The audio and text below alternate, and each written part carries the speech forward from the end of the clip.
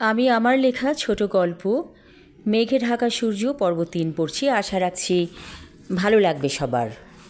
আমার নাম জর্জ। আমি মরতে চাইনি, আমাকে মেরে ফেলা হয়েছে। আমার যে খাবারগুলো খুব প্রিয় ছিল সেগুলো খেতে খুব ইচ্ছে করে, কিন্তু খেতে পাই না। কে বলো? আমি তো জানি ভূতরা যা চায় তাই করতে পারে। না, আমি পারি না। এই যেমন ধরো, এখন আমার খুব কফি খেতে ইচ্ছে করছে, সেই সাথে বেগেল, কিন্তু পাবো কোথায়? নীরা বলল, আমার ফ্রিজে আছে সব, যদি তুমি চাও এনে দিতে পারি। আশিক কফি বানানোর পর 1 মগ কফি বেশি ছিল, সেটা ফ্রিজে রাখা আছে, আর বেগেলও আছে ফ্রিজে। নীরা বলল, তুমি বসো, আমি এক্ষুনি নিয়ে আসছি। কিছুক্ষণ পর নীরা এসে দেখল খুব সুন্দর একজন সুপুরুষ বসে আছে বাগানে। এই তুমি কে? বলে নীরা। কেন? আমি জর্জ। এনেছো খাবার? উচ্ছ্বসিত হয়ে বলে সে।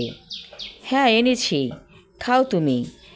এত সুন্দর মানুষটা পৃথিবীতে নেই ভাবতেই বুকটা কষ্টে ভরে উঠল নীরার। জর্জ বলল, আমাকে মেয়েরা খুব পছন্দ করত সব সময়। আমি এতে খুব লজ্জা পেতাম।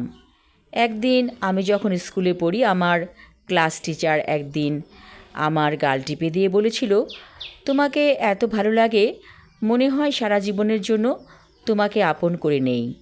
অথচ এই টিচার আমার চেয়ে কমপক্ষে 20 বছরের বড় ছিল। তুমি তখন কোন ক্লাসে পড়তে? বলে নীরা। আমি তখন ক্লাস 4-এ পড়তাম।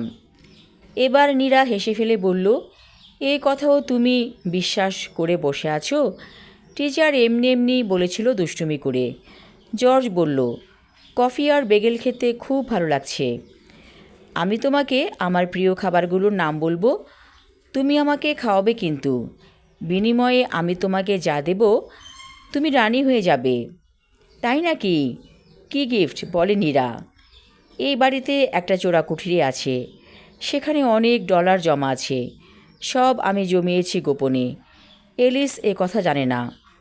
তোমাকে সেই কুঠুরির কথা বলবো, আর সেটা কিচেনেই আছে। এমন সময় বারান্দা থেকে আশিক বলল, এই নীরা, কি করছো এত রাতে? কি করছো বাগানে? এসে পড়ো, ঠান্ডা লেগে যাবে। নীরা পায়ে পায়ে চলে এলো ওর বেডরুমে। আমি আমার লেখা ছোট গল্প মেঘে ঢাকা সূর্য পর্ব 3 পড়লাম। পরবর্তী অংশ থাকবে আগামী পর্বে। ধন্যবাদ।